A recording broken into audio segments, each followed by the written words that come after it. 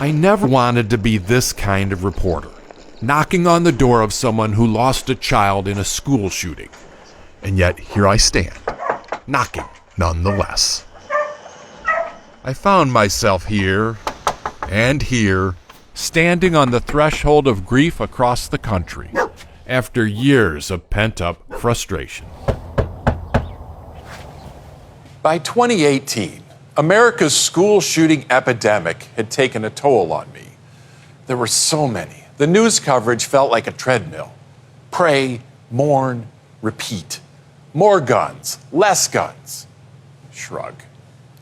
It seemed to me the country had grown numb, lost its empathy for the victims and the families. And I wanted to do something. For help, I reached out to Lou Bope. Lou is one of the best still photographers in the country, but he had never faced a challenge quite like this. I'm trying to take a portrait of a person who's not there. That was the ask. Yeah, I know. And that's what led us to places like Nashville, Tennessee. Hey, thanks for coming. This is Lou. Hi. Hey, Lou. Chad. About a year and a half ago, Chad and Jada Scruggs lost their daughter Hallie in the Covenant school shooting. And you boys cannot use. She was 9 years old, the youngest of 4, and their only daughter. She fractured her front tooth on the playground steps. Hallie had more stitches than any of her brothers, by the way, too.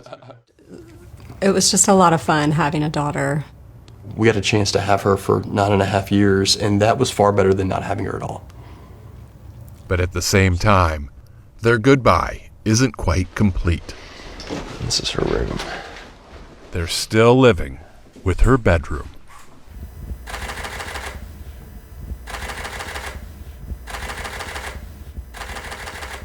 Over the past 6 years, 8 different families from 5 different shootings invited us into these sacred spaces, allowing Americans to see, for the first time, what it's like to live with an empty child's bedroom. Yeah. One of the places we traveled was Uvalde, Texas. Wow, that's breathtaking, isn't it? In 2022, a gunman murdered 19 children at Robb Elementary, including 9-year-old Jackie Cazares. Jackie lived here with her father, Javier, and mother, Gloria. Here, they were going on a father-daughter dance. Are you so excited? Uh-huh. Who are you going to marry? Wait, is it Dada? They say people are always telling them, I can't imagine what you're going through. But they say we need to imagine. And that's why they invited us in. It just makes everything more real for the public, for the world. Her room completely just speaks of who she was.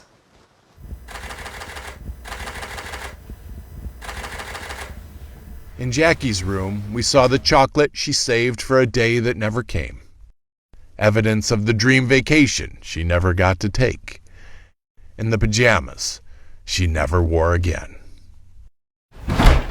It struck us how many of the rooms remained virtually untouched. Nice to meet you. Even years after the shooting. Hi, Frank, I'm Lou. Frank and Nancy Blackwell lost their 14-year-old son Dominic in the Saugus High School tragedy near Los Angeles. That was 2019. But inside his room, it's like yesterday. We've just decided to keep everything as it was from when he last went to school that day. He didn't prepare his room to be photographed. He didn't put away his stuffed animals because he was worried about who might see it. He woke up, he got dressed, and he left to go to school. And he thought he was coming back. And we all expected him to come back. So many rooms, waiting for a child that will never return. Charlotte Bacon was murdered in Newtown, Connecticut, 6 weeks after Halloween. This was the last library book she checked out, now 12 years overdue. Luke Hoyer was killed in Parkland, Florida on Valentine's Day. His bed, just as he left it. Alyssa Elhadef, also Parkland. The whirlwind that was her room, now still. And Carmen Shentrup, yet another Parkland victim. The watch she got for her 16th birthday still ticks, but the motivational sayings that filled her room resonate no more. The decision to either keep a room like this, as it was, or pack it up and repurpose, tortures many parents. Brian and Cindy Muehlberger lost their 15-year-old daughter Gracie in the Saugus shooting. We have the conversation all the time. What do we do with Gracie's room? Because I feel like when I do go in there that I feel her presence. And so when that time comes that that room is not there, does she go away? I didn't realize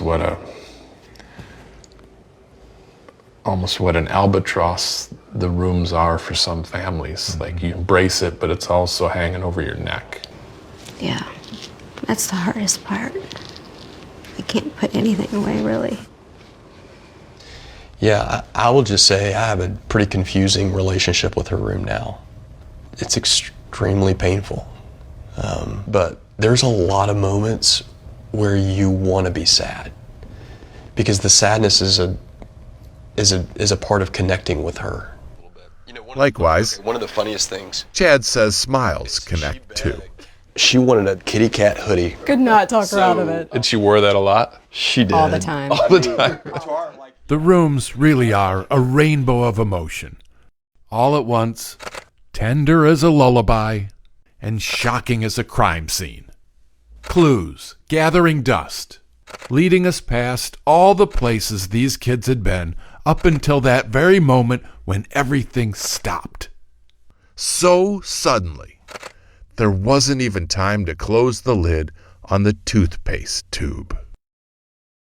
In the end, we took more than 10,000 photographs, and it is the parents' hope that at least one of these pictures will stick with you, that you will forever carry a piece of their pain, and use that heartache to help stem the tide of all these empty rooms.